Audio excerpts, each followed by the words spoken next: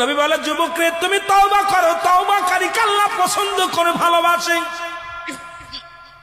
যুবক বলে, নবী গো আপনি আমার চেনেন না, আপনি আমার কথা মনে হয় শোনেন নাই। নবীজি বললেন, তুমি কে গো? যুবক বলি, ইয়া রাসূলুল্লাহ, ইয়া হাবিবাল্লাহ, আপনি কি জানেন না মক্কা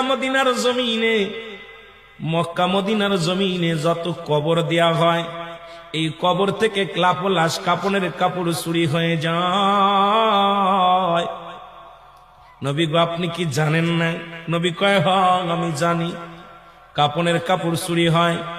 এর চাইতে কষ্ট থাকতে পারে? নবী চোখের পানি ছেড়ে বলল, যুবক রে, মানুষ যাবার পরে 3 টুকরা কাপড় মাত্র সঙ্গী।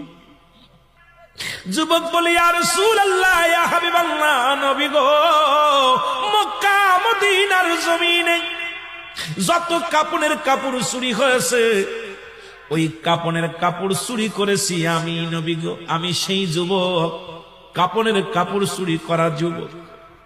আল্লাহু আকবার। আল্লাহর নবী ডাকতে বলে, যুবক রে, ও যুবক শুনে নাও, তুমি কেমনে এই কাজটা করলা? তুমি মানুষের কাপনের কাপড় চুরি করলা। এ যুবক, দুনিয়ার মধ্যে কি আর কোন কাজ পাও নাই? যুবক বলে, ইয়া রাসূলুল্লাহ, ইয়া হাবিবাল্লাহ, নবী গো, ও মায়ার নবী, আমি ভুল করেছি, আমারে আপনি তওবা করে দিন, আল্লাহ যেন আমারে মাফ করে দেয়।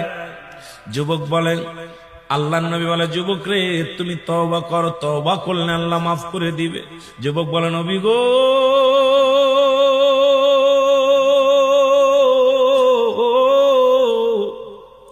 আমার বিশ্বাস এই জমিনের মধ্যে আমি তওবা করলে আমার গুনাহ মাফ হবে না, কারণ আমি এত বড় পাপী, আমি এত বড় অপরাধী। আল্লাহর নবী কয়, যুবক রে তুমি তওবা করো, তওবা করলে আল্লাহ তোমারে মাফ করে দিবে। যুবক বলে, নবী গো, মায়ের নবী,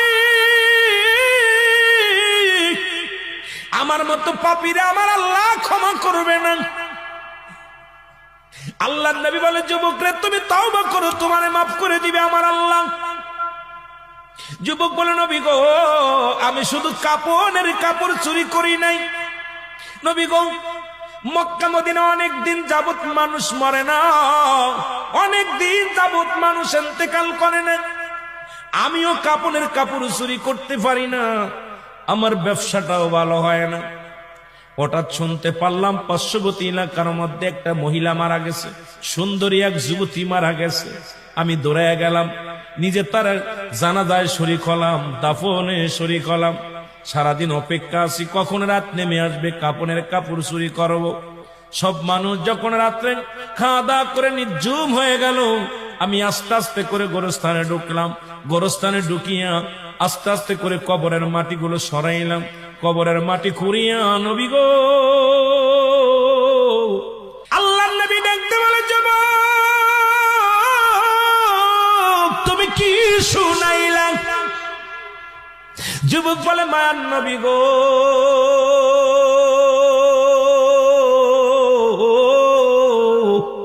ও মায়ার নবী, যখন আমি নবী গো ওই মহিলার সঙ্গে ব্যভিচার করিয়া কাপড় 3টা নিয়ে লাফ মেরে উঠলাম কবর থেকে, এমন সময় একটা আওয়াজ শুনতে পাইলাম, ডাকতে বলে, যুবক রে আজকে আমি তোরে বাধা দিতে পারলাম না, আজকে তোরে আমি ঠেকাইতে পারলাম না। ও যুবক, আমার সনে অন্যায় করলি, জীবনে কোনো বেগানা পুরুষ আমার জীবনে আসে নাই, আজকে তুই আমার সনে অন্যায় করলি, আমি আল্লাহর আদালতে মামলা দিলাম, আল্লাহ যেন কোনদিন তোরে ক্ষমা করে না। জোরে বল আল্লাহু আকবার। আল্লাহর নবী বলে, যুবক রে তুমি দূর হয়ে যাও, আমার কদম থেকে তুমি দূর হয়ে যাও, এত বড় অপরাধ তুমি করছো, এত বড় অন্যায় তুমি করছো, আমার কদম থেকে দূর হয়ে যাও। যুবক বলে, নবী গো আপনি রহমতের নবী, আমারে দূরে ফেলে দিবেন না। মার নবী, আমি শুনেছি আদম নবীর কাছ থেকে ঈসা নবী, ঈসা নবীর কাছ থেকে ইব্রাহিম নবী, ইব্রাহিম নবীর থেকে মুসা নবী, সব নবীর থেকে অপারগতা করবে, একমাত্র আপনি হবেন উম্মতের কান্ডারি। নবী গো, আপনি হলেন একমাত্র দরদি। আপনার কদম থেকে যদি আমার ফিরাইয়া দেন, কোথায় যাব রে নবী? কোথায় যে হাত পাতবো? কোথায় যে সাহায্য পাইব? আমার নবী বলে, দূর হয়ে যাও, তোমার মুখটা আমি দেখতে চাই না। চলে গেলেন যুবক কানতে কানতে। একটা দিন নয়, দুটি দিন নয়, 40টা দিন চোখের পানি ছেড়ে কান্দে। গাছের লতা পাতা খায়, গায়ের মধ্যে পোকা হয়ে গেছে। চোখের পানি পড়তে পড়তে চলের মধ্যে গা হয়ে গেছে। আমার দাদু ভাইয়েরা, ও আমার দরদি বন্ধুরা, শুনে না, সমস্ত গায়ের মধ্যে পোকা হয়ে গেছে, কঙ্কাল হয়ে গেছে, দেহখানা শুকাইয়া কান্দে আর বলে, আল্লাহ তুমি আমার মাফ করে দাও, আমি পাপী, আমি অপরাধী, আমার তুমি মাফ করে দাও, কবরে কান্দায়ও না। আল্লাহ, মানুষের প্রথম বিপদ হলো মরণ, দ্বিতীয় বিপদ হলো কবর, তৃতীয় বিপদ হলো কিয়ামতের ময়দান। আল্লাহ, একটার চাইতে একটা বড় বিপদ, তুমি আমারে মাফ করে দাও, আমারে তুমি ক্ষমা করে দাও আল্লাহ। ও আল্লাহ, তুমি আমারে মাফ করে দাও। কানতে কানতে যুবকের দেহখানা কঙ্কাল হয়ে গেলেন। এলহাম আলো, যুবকের আর কান্দিস না, তোর চোখের পানি আল্লাহ সইতে পারে না। যিনি আসমান জমিনের মালিক, এই ভূখণ্ডের মালিক, যিনি চূর্ণ বিচ্ছিন্ন করে দিবে জমিনটা, আল্লাহ বলে, কুল্লু মান আলাইহা ফান, সব কিছু শেষ করে দিবে আমার আল্লাহ। আল্লাহ বলে, বান্দারে, এই জমিনটা চূর্ণ বিচ্ছিন্ন করে দিব আমি। এই জমিনের মাটিগুলো পুড়ায়া তামা বানায়া দিব আমি।